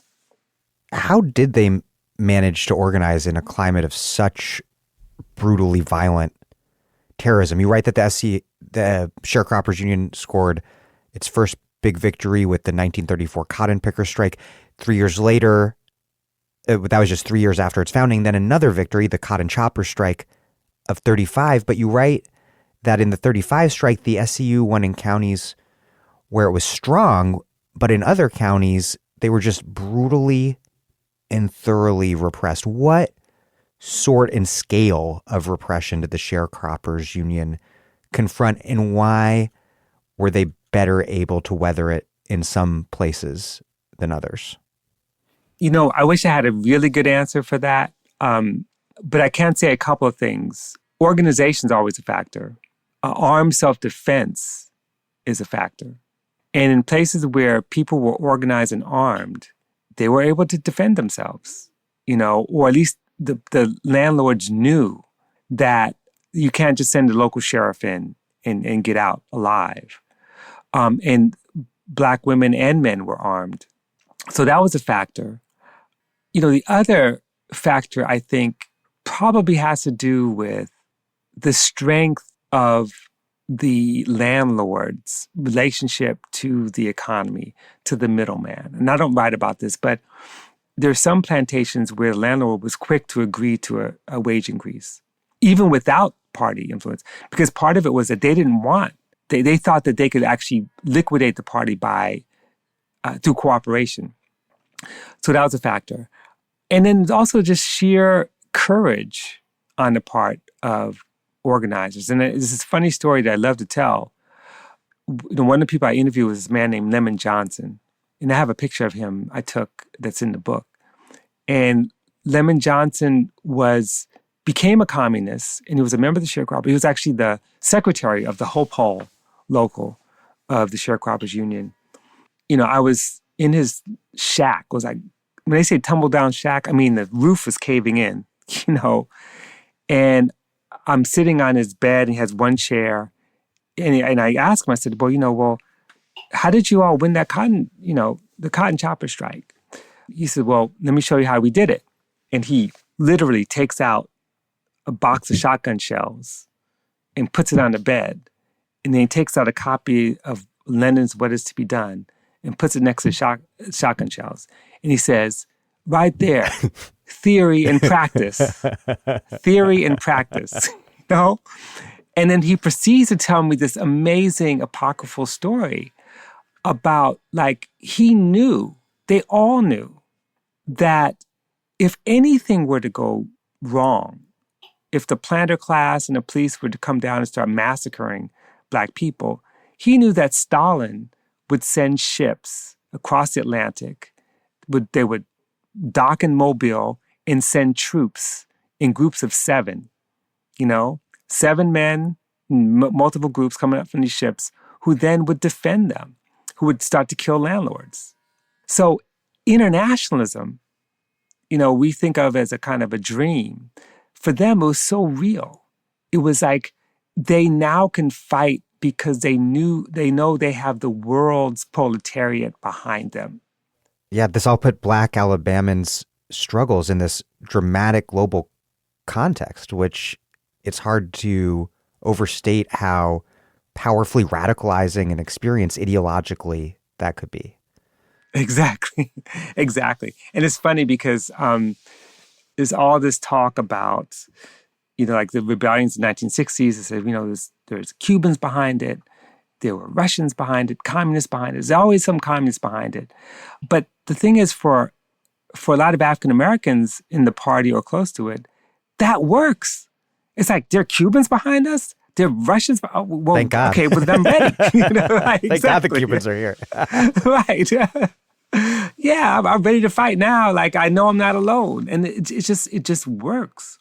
And that's where I kind of, set upon this idea, which became clear in my interviews, of kind of Reconstruction Redux, that the Communist Party represented the new Yankees, because part of the image or the memory of Reconstruction wasn't just that it was an experiment in democracy and in freedom, but it was an experiment in democracy and freedom that was only possible because of the Yankees.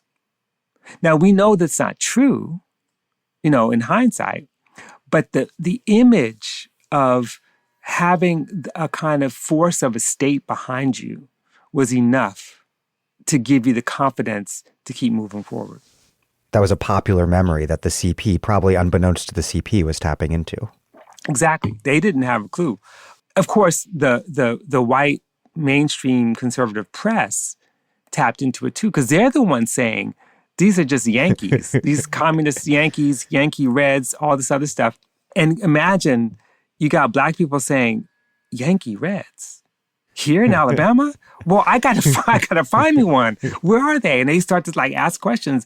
And, there's something about, even when I was interviewing people in the 1980s for the book, they would tell stories about, like, during the Civil Rights Movement, where there was something about, like, the white people who came from the outside, who didn't talk like neighbors, were the ones that they automatically trusted. There's something about, like, well, you're like the Yankees. And so the same thing happened in the 1960s, this kind of recognition that you're a friend. Precisely, because you're a white person without a Southern accent. Exactly. Of course, people learn that many of them actually work for the FBI, and but that's another story. The rural repression of sharecroppers was probably the most brutal in your book, but there's so much brutal repression. There's police working with lynch mobs all over the place, police torture, Red Squad raids in Birmingham, seizing radical literature and arresting people, company goon squads meting out beatings and torture, the White Legion, the KKK. What were the various what was this web of repression that existed in Alabama, and how did it exercise, these various actors within this web exercise these various forms of terror against Black people and communists across the state? And then the repression you describe was so brutal and widespread, and you touch on this briefly in your book, but it makes me wonder, does that level of repression force us to take a second look at classic questions like why the U.S. has never had socialism or a strong socialist party? Well, the repression was brutal in part because it did not rely entirely on the state. So you had a very strong repressive state apparatus and police departments and local county sheriffs. But a lot of times you find these stories where the police depended on mob violence. They were incredibly careful sometimes about not taking responsibility. They would just, let people out of jail, or they would, withdraw so that mobs that they work with can do the dirty work. And, people like Joseph Gelders. And it doesn't matter almost like your class status. Joseph Gelders being a undercover communist out as a progressive kind of left liberal from a prominent Jewish family in Alabama. Exactly. A prominent Jewish family, an intellectual, someone who's quite public, in fact, in terms of his work around civil rights and anti-labor repression, So he was kidnapped and beaten and left outside the city limits. And it was just common stuff. The big corporations, TCI in particular, had their own private police, and they did their dirty work. But what, to me, this shows is the deep fear of an interracial or Black working class response. Because the fact of the matter is that the party was winning. They were winning adherents. They were winning small battles. They were, the party was blamed for the strike wave of 1934, despite the fact that a lot of communists didn't play a major role in it. They played roles in very particular places, but they were the ones blamed. And they used every single force at their disposal to crush them because they knew they couldn't win by persuasion. The genie had been taken out of the bottle, right? And they also had other ways of repressing, that is, all these hearings. The Fish Committee hearing in 1930, they had the Dyes Committee hearings. 38. All these, 38. You also had, all these different kind of investigations, the passage of criminal anarchy ordinance in Bessemer and elsewhere. All this meant to tap down the communist threat. But what's amazing to me, I've never found any evidence of someone being beaten by the police badly and saying, I quit. So Saul Davis is one, beaten, skull fractured, comes back to work. Estelle Milner, Helen Longs, the description of her beating, Helen Longs was a communist Black woman, the description of her beating is no different from what Fannie Lou Hamer experienced in her description of her beating, 30 years later. And yet she didn't quit. They keep coming back and keep coming back. And in many ways, I find that astounding. And it may help explain why there's no communism in the U.S., although I would actually say that the repression kept them at bay to a certain degree, but it didn't succeed fully. Because if it succeeded, there would be no presence. They continued throughout World War II. It wasn't until the Cold War, where you have a national repressive apparatus with Taft-Hartley and the Red Scare, that a lot of the communists actually went underground and left the South. But they didn't all leave. A lot of them ended up in the Civil Rights Movement, But in the 1930s, the heyday, it's just amazing how all that repression that we see in the early 30s in the rural areas, by the second half of the 1930s, the Popular Front, the party's bigger than it had been, to a certain degree. And it continues to grow. And so I think that's a factor. I think the reason we don't really have a robust Communist Party has to do not with hard power, but soft power. The soft power is more effective in convincing people. So, for example, during the Popular Front, that's when the party got involved in organizing the CIO. And the CIO was pretty successful. It wasn't communist, but those communists in the kind of rank and file succeeded in doing their work, building an effective organization, and many of them saw no need for being in the party anymore. And so people left more often over that than being beaten. And it showed that, you can have some kind of extension of the social democratic promise through these other organizations, and the party's not necessary. And that was successful. And also the party itself abandoned the underground period of working class organization and embraced the Popular Front for the purposes of building an alliance with liberals, many of whom would not even be sympathetic to communism anyway.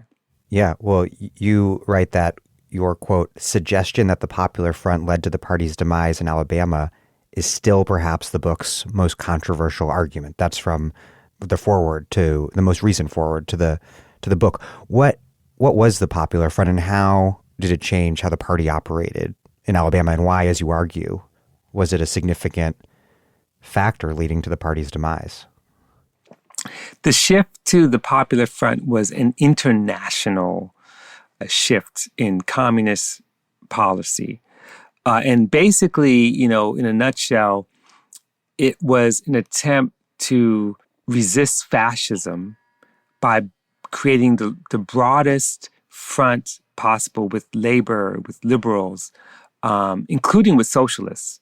There was a united front policy that was like anti-socialist party. And then they said, you know what, we're just going to take everyone. And it came from from Stalinists. So in Alabama, the party kind of underwent a shakeup. They got new leadership who were supposed to represent the new Popular Front strategy. And Rob Hall was sent to Alabama to basically run the party. And the way Popular Front was conceived across the U.S. was to build alliances with liberals, with intellectuals, with artists, in order to kind of come above ground, in order to, basically say, look, we're all harmless, but most importantly, we're going to get the broadest support to fight fascism. The problem with Alabama is that you actually had another set of liberals who were deeply anti-communist and segregationist. And that's the issue. You've just risked all these people's lives for the past 6 years fighting a deeply anti-racist social justice movement that was class-based, that focused on the working class, that waged war on elites, Black elites and others, to suddenly kind of turn around and say, all these racist liberals, we're going to try to embrace them and recruit them. It wasn't a winning strategy if the point was to build a working class movement. And that's when Black working people began to drift away from the party because they saw no need. I mean, the fact is, if you're organizing the CIO and the CIO becomes a vehicle to do working class organizing, or the mine mill smelter workers or steel workers, all part of the CIO at the time, then you don't need the Communist Party if they're going to form or participate in the Southern Conference of Human Welfare, which becomes later a very radical organization. But at the time, the idea was to kind of build the Popular Front. Now, that's one side of the story. That's not the whole side. But the numbers and the focus on the Black working class start to dwindle. And that's right around the time when Black workers are working in Works Progress Administration projects. They're trying to organize them. The party is trying really hard to... Which you call perhaps their most incongruous campaign during the Popular Front, as an aside. Right. Exactly.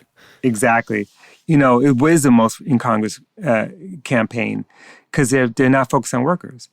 And then they also shift again in 1937 to the Democratic Front, which is just simply more of a liberal orientation. And, they lose a Black base, not all of them.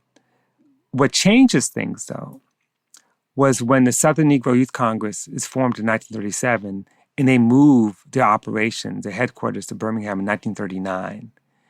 And in many ways, the timing is really important because the Southern Negro Youth Congress is kind of a Popular Front strategy, but it's not.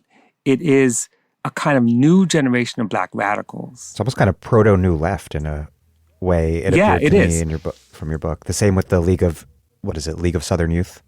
League of Young Southerners, who are the white kind of counterpart. Right, exactly. So, and they're smaller, but they're significant. People like Joe Gelder's daughter, Marge Gelders, Laurent France. It's just a number of people who come together, and they're allied with the Southern Negro Youth Congress. And for them, they're kind of like precursors of the Civil Rights Movement, except that their orientation really is still focused on the working class. The Southern Negro Youth Congress fought things like, public accommodations, segregation of public accommodations, transportation. They were working with sharecroppers, doing art projects, kind of cultural projects with youth, fighting for the right to vote, expanding democracy. And then also, they started out, organizing tobacco workers in Virginia in its early inception. So they were a pretty radical force. So the timing is interesting because they get a hold in Birmingham. Their leaders are these amazingly dynamic folks, many of whom are communists, like James Jackson, Esther Cooper Jackson, and Dorothy Burnham, and Ed Strong, Augusta Strong, Louis Burnham. They're couples, and they're brave and courageous. So they end up doing this work at the very moment when you have the Nazi-Soviet pact, when the Soviet Union signs an agreement with Germany saying basically, don't invade us. And it's disastrous for American communists in a lot of obvious ways, but it has this kind of silver lining in Alabama. Right. So what happens is the Popular Front kind of falls apart around this. And, people could debate all day about whether it was a good or bad policy. But for the U.S. Communist Party, it was a devastating policy because it showed a kind of reversal of fortunes. It was like, okay, we're going to take fighting fascism, not off the table, but that's not going to be our main thing. But in Alabama, it played out as, okay, now we don't have to bend over backwards, or bend over forwards, depending on how you think about it, to basically look to build support. To kiss wealthy white liberals' asses who are not even positively responding to said ass kissing. Right, exactly. And it also led to power struggles within those liberal organizations that were set up to bring them in, like the Southern Conference for Human Welfare was radicalized as a result. There were no holds barred on either the League of Young Southerners or the Southern Negro Youth Congress. And in fact, there was a publication called the Southern Almanac that came out that became kind of like a de facto Communist Party publication. And many of the really amazing radicals who went on, white radicals especially, like Don West and people like that, were writing for the Southern Almanac. And so then we get into World War II, where 1941, the war starts. And then now there's a flip again where the party's focus is on anti-fascism. But by then, the focus is on the war, but the Southern Negro Youth Congress becomes the dominant force fighting for civil rights in World War II. And they build new alliances with folks on the left of the kind of NAACP orbit, like John LaFleur, for example, from Mobile, who's quite a militant himself.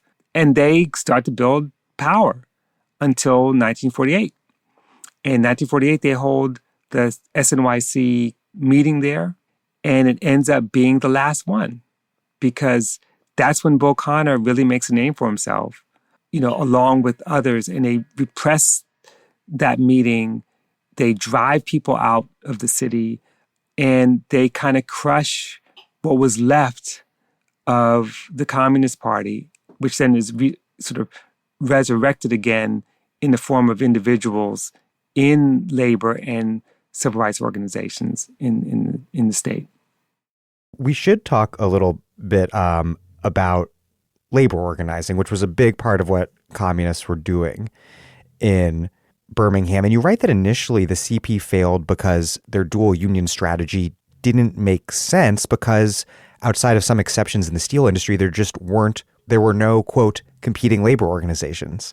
So that's a problem. But then after the passage of the National Industrial Recovery Act of 1933, that changed. What was the CP's dual union strategy, and why did it become more successful as the New Deal labor regime took off? And then just more generally, how and around what issues did communists mobilize workers, and how did they mobilize workers in these workplaces, in these mines, in these mills, where racial segregation was a tool used with great effect by the boss to divide and conquer workers? So the Trade Union Unity League was formed as a kind of umbrella organization for this dual unionism strategy. And basically, dual unionism goes back to William Z. Foster, who was a syndicalist. I mean, much more than a communist initially. And the idea was that they needed militant industrial unions. They wanted to draw away from the established AFL unions. This is all before the CIO exists. Draw away through their militancy, or at least pressure the mainstream unions to become more militant. If anything, if you can't draw them away, at least pressure them. And that was part of the strategy. But it only works in places where you have an established union presence, like waterfront workers, for example. National Maritime Union was a really good example of a kind of successful strategy. So in the South, they, not one size fits all. So in some cases, they were the first unions in certain industries. But the three big industries really, were, mining, coal and iron ore, steel, and textiles. Textiles, they never really made any headway. That was all white. That was all white. And that's part of the lesson is that, despite the fact that the best labor organizer the party ever had in the South was a white man named Clyde Johnson. Clyde, who's from Duluth, Minnesota, and just completely courageous and someone I got to know very well in his last parts of his life. Despite the fact that he was a white organizer, he could only organize black workers. I mean, he could not win over most of the white workers because they were captured. So in many ways, the place that had the most support as a result of the New Deal, the National Industrial Recovery Act, were those industries like steel and coal. And that's where the party's dual union strategy began to have some impact because, one of the things that William Mitch of the Steelworkers, or William Mitch accepted was the wage differentials imposed by the New Deal, which is to say that Southern workers made less than Northern workers. And so it didn't take that much effort on the part of communists in the opposition to say, now they're inside the union, to say, we need to equalize that. Just because Southern Democrats tell us we should be paid less, we're still starving here. And that generated some support and kind of pushed the union in new directions. And certainly in the International Mine Mill Smelter Workers Union, which was probably the most left of the unions in Alabama, iron ore workers, they were formed in 1933. I mean, there was no mine mill before 1933. I mean, in terms of being in Alabama.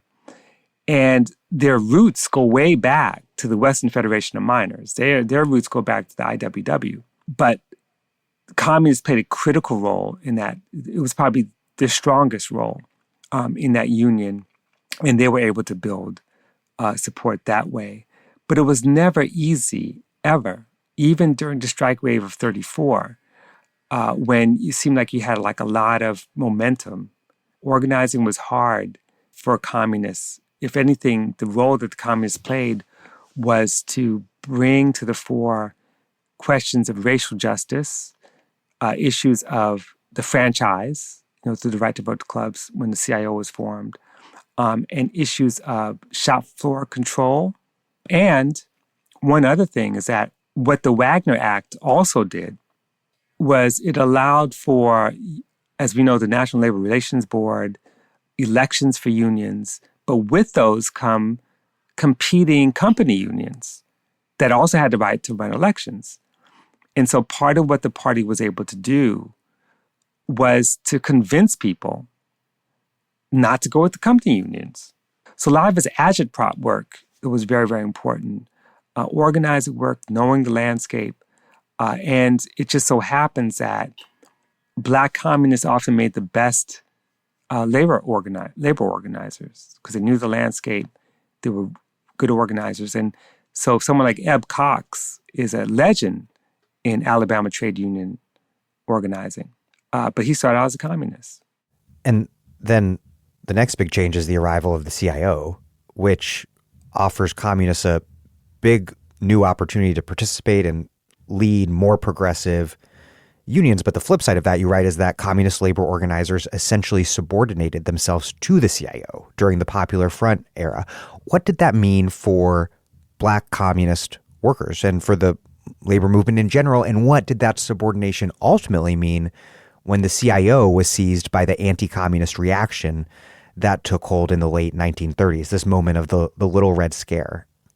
Well, what's very important to realize is that their decision to subordinate themselves to CIO leadership was not a directive. It didn't come from the top of the party. This was strategic. And I think what they realized is that they were more concerned about the CIO winning than they were about trying to push the CIO left. They felt like the very existence of an industrial union movement was itself left enough. And so a lot of folks became like very professional organizers. Same ideals, different vehicle. Right. Same ideals, different vehicle. But most importantly, in this setting, they did not announce their communist bona fides or affiliations. Some people knew. But keep in mind, as you know, John L. Lewis was deeply anti-communist. He was willing to bring communists on because he knew they were the best organizers. But he also was like, we don't want their influence. We want their skills. And in Alabama, I think the communists who came into the CIO understood that. So they kept a low profile while doing the work of organizing. But they also, to their credit, they fought for things that you don't think unions usually fight for. The right to vote clubs were products of the CIO. They existed before that, but the CIO captured them. They talked about pushing for voter registration for Black and white voters. They saw the CIO as a possible political force. And they become absorbed into the CIO. The mine mill was different in that they didn't care about communists. They invited communists. They embraced them. You can be an open communist. So by the time you get to like 1949, when after Taft-Hartley, part of the provisions of Taft-Hartley is that you had to sign an affidavit saying that there's no communists in your organization, that you're not a communist. And so part of the split was the CIO agreed to that. They had no issue with it. Some of the unions were like, we're not going to do it. And that's when the CIO leadership said, you know what? If you don't do it, you're out. We'll kick you out. That wasn't necessary. Taft-Hartley didn't demand that. What Taft-Hartley demanded was that you sign an affidavit. What it meant was that the penalty for not signing was you don't have access to National Labor Relations Board elections. You can't go through the process. They would deny you that right. And so the fact is the entire CIO could have said, absolutely not, we boycott. They could have had a general strike. And after World War II, that's sort of what happened. What we see in 1945-46 was one of the biggest strike waves in U.S. history before the 1970s. And some of those strike waves were against union leadership. They were wildcat strikes, similar to the wildcat strikes that took place during the war, which were often over race. And so they set the stage, possibly, for resisting Cold War labor policies, but leadership at CIO embraced them, ultimately. And that led to the expulsion of the International Mine Mill and Smelter Workers Union, along with the electrical workers and maritime workers and all those unions, the food and tobacco workers. These were the left unions. These were the ones that were kicked out. And the unions that got expelled then got raided and destroyed, essentially. Absolutely. I mean, the UE still exists, and is led by amazing progressive people, but their footprint is just a small fraction of their size once upon a time. Right. They got raided, and they also got experiences the repressive force of the state. They lost members, they lost leaders, people were jailed, and it was devastating. But in Alabama, one of the main leaders of Mine Mill was an African-American named Asbury Howard, who ended up playing a real critical role in both civil rights and politics, Black politics in Alabama, coming out. And one thing I do write about briefly is the treacherous role that the NAACP played in undermining Mine Mill. Herbert Hill, who we later know as a major sort of scholar of U.S. labor, went down to Alabama, on behalf of the NAACP, and did his own investigation and basically promoted the expulsion of Mine Mill and called out communists who were in the organization, basically red-baited them. And so the NAACP, in their own ongoing efforts to overthrow, to undermine any kind of left presence, or communist presence at least, that, Herbert Hill becomes known as a kind of heroic liberal figure, is one of those who undercut the union. So it wasn't just a kind of federal repression. It was repression coming from all different directions because of the overwhelming culture of anti-communism. And, you got to imagine what it meant for so many people who joined the party in 1930, 31, or 32, to have gone through 20 years just about, risking their lives, getting beaten, jailed, all that. And suddenly the whole thing is crushed. It kind of disappears and it's remade. I mean, Hosea Hudson leaves Alabama. He ends up, living in New Jersey and up in the north.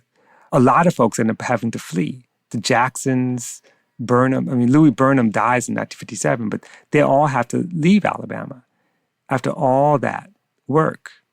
And it's almost like starting from scratch with the civil rights movement. But when they do reemerge, and when SNCC, for example, comes to Alabama, whose homes do they stay in the Black Belt? At the homes of former sharecroppers union leaders, and so it reconnects at the end. We just kind of sketched out the trajectory of the CP and of the CIO and communists within the CIO. What about the SCU's decline, the sharecroppers union? You write that it was complex. You had the CP Central Committee turning away from rural organizing during the Popular Front. You cite the rise of the socialist-led Southern Tenant Farmers Union and a radicalizing National Farmers Union, and with its Alabama chapter, the Alabama Farmers Union, which had locals in the northern upcountry among poor white farmers. But at the end of the day, I think you argue that perhaps none of these factors really contended with just these enormous changes in the cotton industry that were taking place, pushing sharecroppers off the land and into the Great Migration. Right. That led to the demise. I mean, so when the CIO started to organize rural workers through Yucca Power, they form a chapter basically to take over the sharecroppers union's jurisdiction. And for them, they don't even know how to organize sharecroppers. They only know how to organize wage laborers. And so the focus now is on wage workers who don't want to be wage workers picking cotton when the industry is transforming so that you basically have these amazing, huge mechanical cotton pickers and hardly any labor, So the labor force is disappearing. The former sharecroppers union is moving west to Louisiana. There's some organizing taking place. But again, it's the Great Migration. It's the collapse of the cotton industry. And it's also the takeover by the Southern Tenant Farmers Union, which also gets folded into Yucca Power, which is Cannery Agricultural Workers Union, industrial union. And it just sort of fades away. What doesn't fade away, though, are those people who experience union organizing. They end up doing things like running for office. Charles Smith, becomes a local political leader, elected official in Montgomery County. Members of the Deacons for Defense, which defended in Louisiana. Some of those folks came out of the Louisiana Farmers Union. So there's a legacy, but it doesn't take place, in the rural areas in the same place. I would argue, and I don't say this in the book, but if you look at something like the Mississippi Freedom Labor Union in Mississippi, that there's probably a direct link or connection, because that union was a rural union. It was a union of agricultural workers and sharecroppers. It wasn't necessarily an industrial union. And so you see the continuation of that legacy. But to me, the story, which someone else needs to follow up on, is what happened to those 10,000 or 15,000 people if many of them migrated north. What did they bring with them? What memories? What political organizing work did they do? Did they give up? Or did they continue kind of in this kind of river of struggle? You write, quote, "In our current moment, anti-capitalism and struggles against state violence and incarceration tend to be separate movements. For communists and their allies, especially in the Deep South, they were inextricably bound together. The African Americans who made up the Alabama radical movement experienced and opposed race and class oppression as a totality." To close out, how did class struggle and anti-racist struggle become separated from one another? Not even just separated, but far too often held out as somehow contradictory political projects. And do you see steps finally being taken today to recombine them, to fight this totality of oppression in the way Alabama communists once did? So on the question of how did it happen, well, I went to sleep one night and woke up, and all of a sudden it's like I don't even recognize some of these tendencies. And it's like it happened so fast, because one of the things I've been arguing for years is that we don't even do a good job of understanding the class dimensions and class critique coming out of what's called the Civil Rights Movement. That SNCC had a class critique. They actually had an anti-capitalist position, and there's so much evidence for it, but we don't look at that. We tell the story of the Mississippi Freedom Democratic Party as if it ends in Atlantic City in 1964. But when you look at their platform in 1968, it is deeply anti-capitalist, deeply anti-U.S. empire, deeply, struggling around the question of reproductive labor and compensation for that. I mean, it's a very different kind of thing. So to me, every movement I've ever been a part of, and I've been a part of, I was a member of the Communist Workers' Party. I've been a part of lots of different movements. Even if there was a debate about the relative weight of race and class, which I think is a useless debate too, there was no question that these things operate and function together, and they're fought together.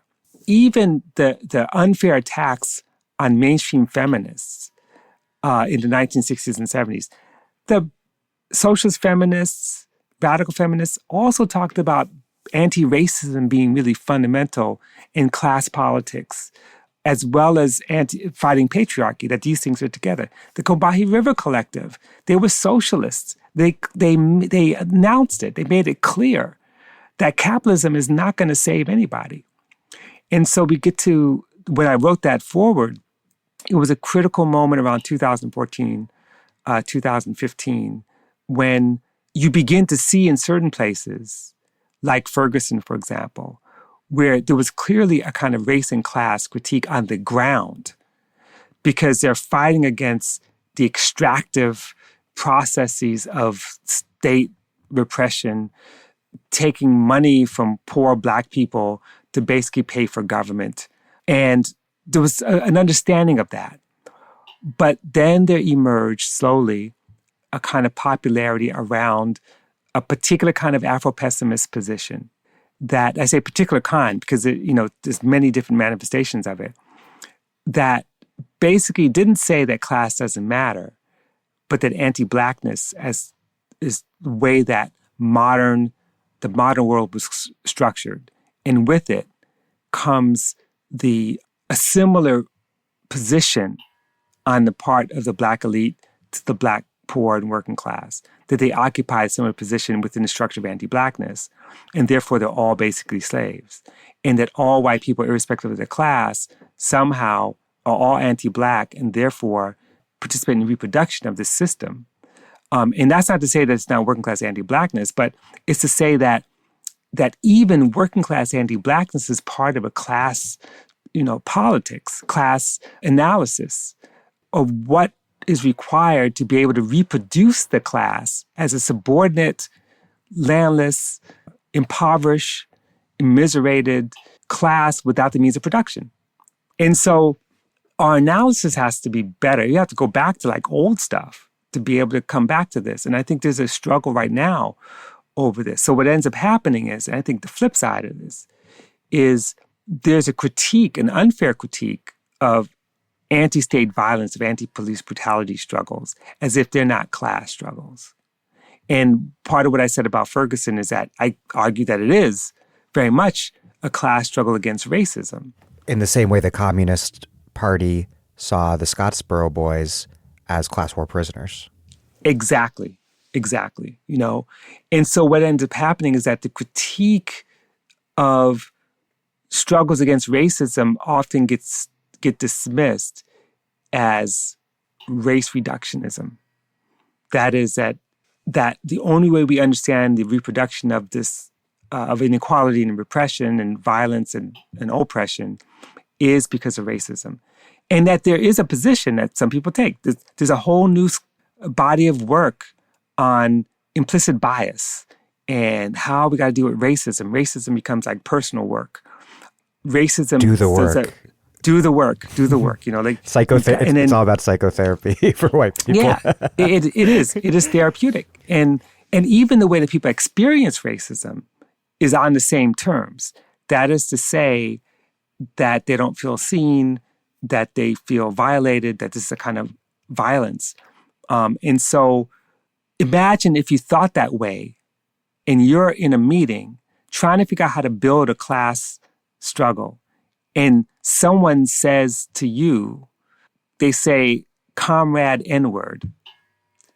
Now, and that's in the book. I mean, people say, and then and then all these comments like, well, comrade, you can't really use that word here, And so, well, what, but they still stay together. In this circumstance, that would be trauma. And that moment of trauma is like, oh my God, we got to not only expel you, but punish you, and then figure out how to wait to like revive this person who had to hear the N-word, right?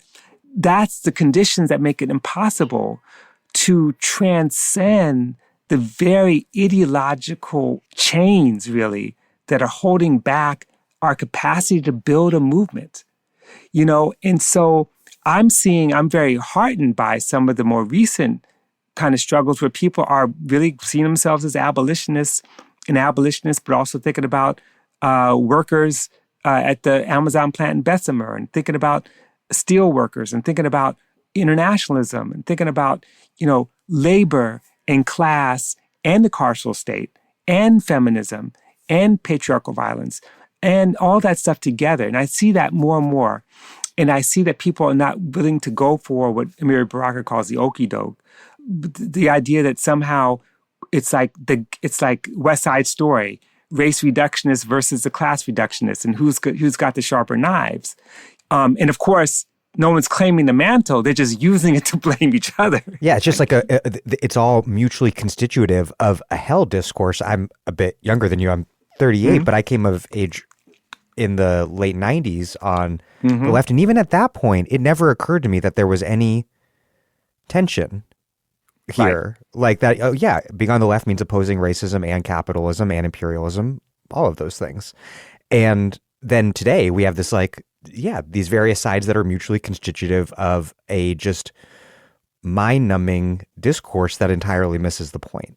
Right.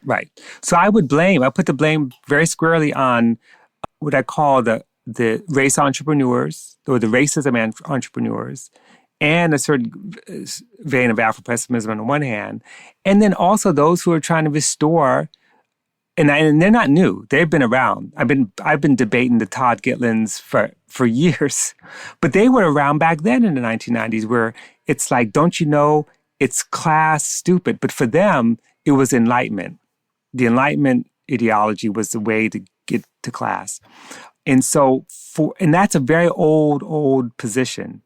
That is to say that in order for us to build a class movement, we've got to forget race, forget gender, forget them, and then go to what really matters. And that's a losing strategy. But I think that we're now at a point where we're kind of moving behind, beyond that, hopefully. And ironically, it has sort of a Clintonite, or maybe more generally social democratic heritage, this kind of class reductionism. Whereas what your book shows is that the communist heritage is not class reductionist at all. Exactly. That's the takeaway. The communist heritage, and it's not just Alabama, but the communist heritage in much of the United States and elsewhere is not class reductionism at all. It doesn't mean they didn't make errors, but it does mean that they understood how these things were connected. And that's what we need to know. We may be more sophisticated now, but we have to be able to see how these things are connected. Well, Robin D.G. Kelley, thank you very much. Oh, of course. I really appreciate it. I really enjoyed talking to you, and, have me back. We'll have another conversation.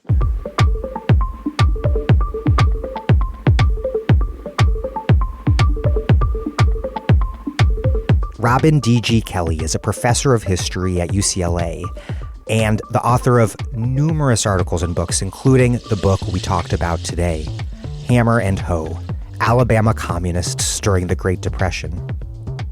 Thank you for listening to The Dig from Jacobin Magazine. As Marx once said, after noting that labor in white skin cannot emancipate itself where it is branded in black skin. While other podcasts have only interpreted the world in various ways, our point is to change it. We are posting new episodes every week. The Dig was produced by Alex Lewis. Music by Jeffrey Brodsky. Our communications coordinator is Izzy Olive. Our senior advisor is Thea Riofrancos. Check out our vast archives at thedigradio.com. Follow us on Twitter at @TheDigRadio, and please find us wherever you get podcasts and subscribe. If it's on iTunes or wherever, please also take a moment to leave us a nice review. Those reviews help introduce us to new listeners. But what really does that is you just telling other people about the show. Please do make propaganda for us.